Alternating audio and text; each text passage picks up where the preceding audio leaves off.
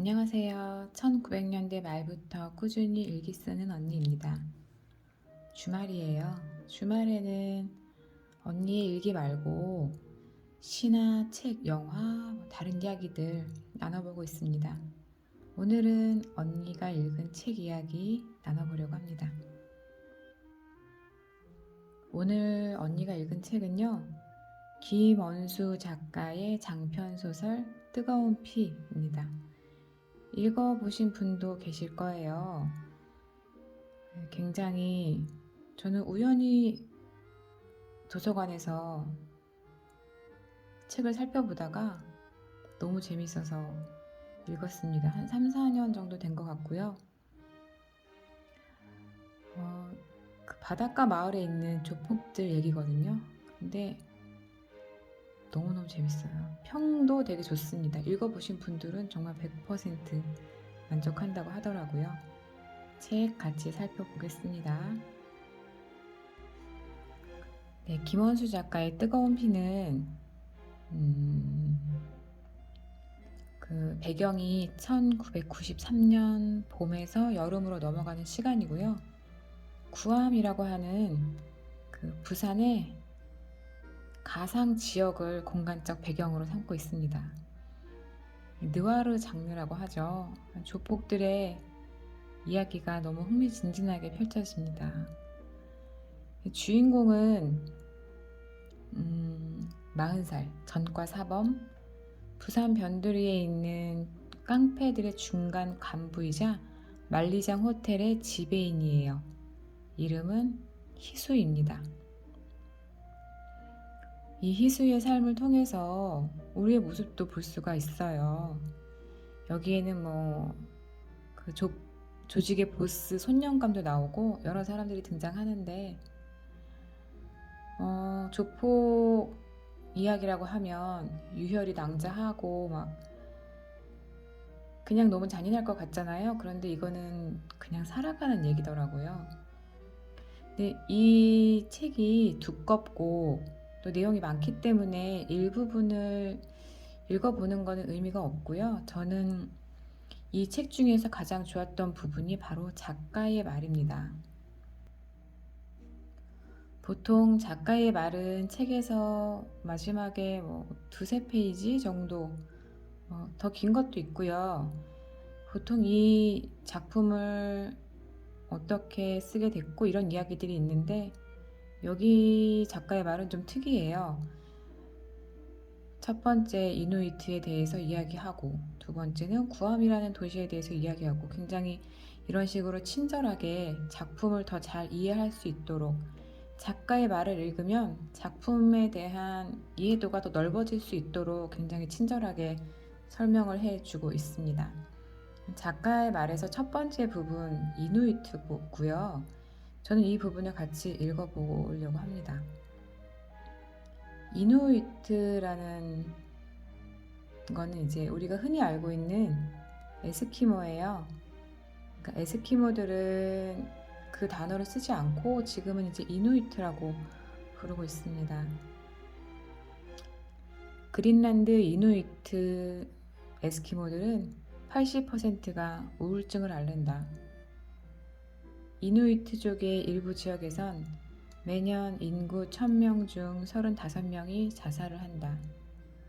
이런 끔찍한 자살률은 그 어디에서도 들은 적이 없다. 사람들은 그곳이 신이 금지한 어둠의 땅이기 때문이라고 말한다. 그곳은 한번 밤이 오면 석 달씩이나 태양이 뜨지 않는 북극의 땅이니까. 하지만 이누이트족의 자살률이 가장 높은 계절은 겨울이 아니라 봄 햇살이 찬란한 5월이다.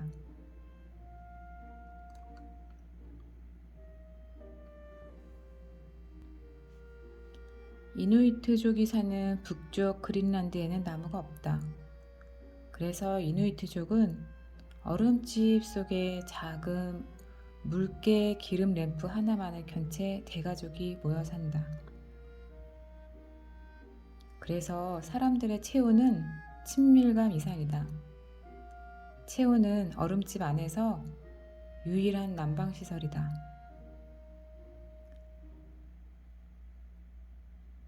이 사람들의 체온은 더도 말고 덜도 말고 정확하게 생물학적 의미로 생존과 직결되어 있다. 그들은 유대하고 부대끼고 얽혀서 산다. 그래서 이누이트족은 관대하고 인정이 많고 유머 감각도 뛰어나고 잘 웃는다. 얼음집 안에서의 공존과 평화로움은 절대적이다. 이누이트족은 결코 화를 내거나 다른 사람을 비난하지 않는다. 불평하거나 불만을 말하지도 않는다. 이누이트족은 불평 자체를 금기로 여긴다. 남에게 뭔가를 강요하는 규칙도 없고 심지어 그런 개념조차 없다. 이래라 저래라 간섭도 하지 않는다. 서툰 동정도, 서툰 위로도 하지 않는다. 동정이나 위로 그 자체가 상대방에겐 심한 모욕이 될 수 있으므로. 그러니 누가 어떤 상태를 보이든 그저 묵인하며 스스로 견디도록 내버려 둔다. 상대방에 대해 어떤 말도 하지 않는 것처럼 이누이트족은 아무도 자신에 대해 말하지 않는다. 자신의 고민에 대해서, 분노에 대해서, 외로움에 대해서, 견딜 수 없는 역겨움에 대해서 말하지 않는다.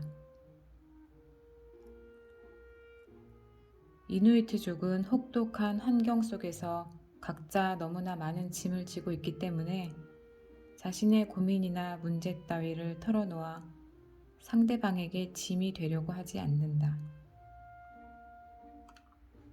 이 거친 북방인들은 모든 문제를 스스로 해결하며 살아왔고 스스로 해결하지 못하면 죽어야 한다.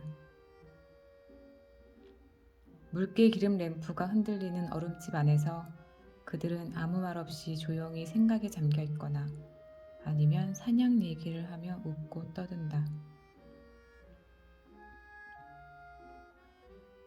그 안에서 바다사자와 물개와 고래의 피를 마시고 자란 이 거칠고 뜨거운 사람들은 상냥하고 온순하고 평화롭게 지낸다. 그리고 어느 날 마음에 견딜 수 없는 격정과 우울이 찾아오면 조용히 얼음집 밖으로 나가 혼자 자살을 한다. 아무도 간섭하지 않고 아무도 자기 자신에 대해 이야기하지 않고 바다 사자와 물개와 고래의 피를 마시고 자란 사람들은 그렇게 죽는다. 네, 여기까지가 작가의 말 중에서 첫 번째 이누이트 부분입니다. 소설도 재미있었지만 저는 이 글을 읽고 굉장히 여러 가지 생각을 했어요. 작가가 작품을 구상하면서 이 사람의 마음의 온도에 대한 생각을 많이 했던 것 같습니다. 제목은 뜨거운 피인데 이누이트를 생각을 했잖아요.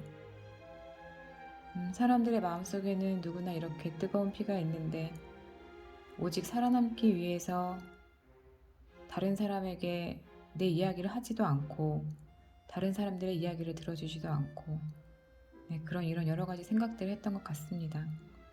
예전에 조사한 자료들이기 때문에 이누이트에 대한 사실이라든지 이런 부분은 좀 변했을 수 있어요. 옛날에는 얼음집에서 생활했지만 지금은 사냥할 때만 그런 데서 지낸다고 하기도 하고요.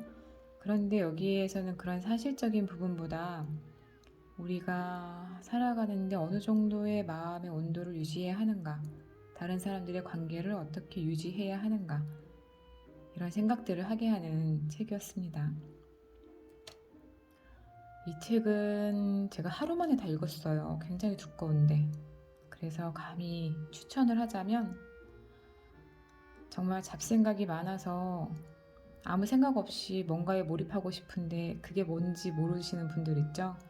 이 책을 한번 시작하시면 한 대여섯 시간은 아무 생각 없이 구암의 바닷가 마을을 휘젓고 다닐 수 있을 겁니다. 제가 이 책이 또 좋았던 이유 하나는 조폭들의 생활이 되게 구질구질하고 일반 직장인들과 다르지 않다는 거예요. 대표적으로 희수도 그렇지만 여기서 시체를 처리하는 담당자가 나오거든요. 근데 이 담당자는 그냥 자기 일을 열심히 할 뿐이에요. 어쩌다가 그 일을 직업으로 갖게 된 거고요. 우리도 다 비슷하지 않습니까? 어쩌다가 시작한 직장 생활이 평생 가기도 하고 열심히 하잖아요. 그 사람도 시체를 처리하지만 가정을 너무 사랑하고 가족을 사랑하는 그런 사람이더라고요. 너무나 인간적인 조폭 또는 양아치들의 이야기, 김원수 작가의 뜨거운 피였습니다. 정말 한번 읽어보세요. 후회 안 하실 겁니다. 아님 말고요. 언니가 읽은 책 같이 읽어주셔서 감사합니다. 남은 시간 잘 보내세요. 오늘도 저는 일기를 쓸 거고요. 우리는 내일 만나요.